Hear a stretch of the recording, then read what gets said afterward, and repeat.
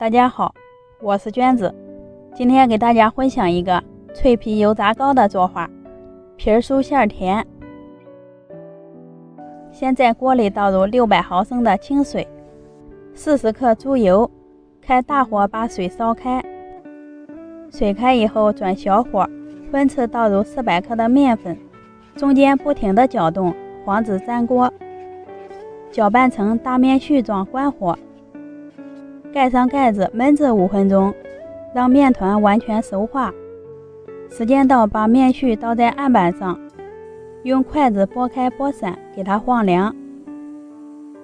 准备25克清水，加2克小苏打，搅拌均匀。面絮放凉之后，在表面撒上苏打水，用按压的方式将它们按成面团。如果揉面的话，会影响油炸糕表面起酥，水分完全揉进面团里。再分次加入20克面粉，也是用按压折叠的手法，将干面粉和烫面完全融合在一起。面团整理好以后，用保鲜膜包住，醒面20分钟。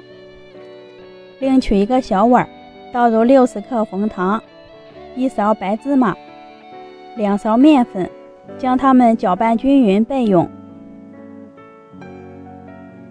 时间到，拿出醒好的面团，从中间切一刀，分成2份，取一份搓成长条，切成大小均匀的面剂。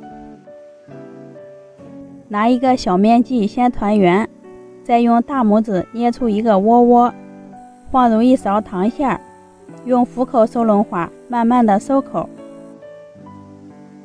将多余的面剂给它掐掉，收口处一定要收严实。起锅烧油，油温6、7成热时下入生胚，定型以后用筷子拨动，防止粘锅底。炸至飘上来以后，给它翻个面，全程用中小火炸制，约3分钟，表面炸至金黄即可捞出来控一下油分。金灿灿的，香不香吃？油炸糕就做好了，表皮特别的酥脆，里面软糯，馅香甜。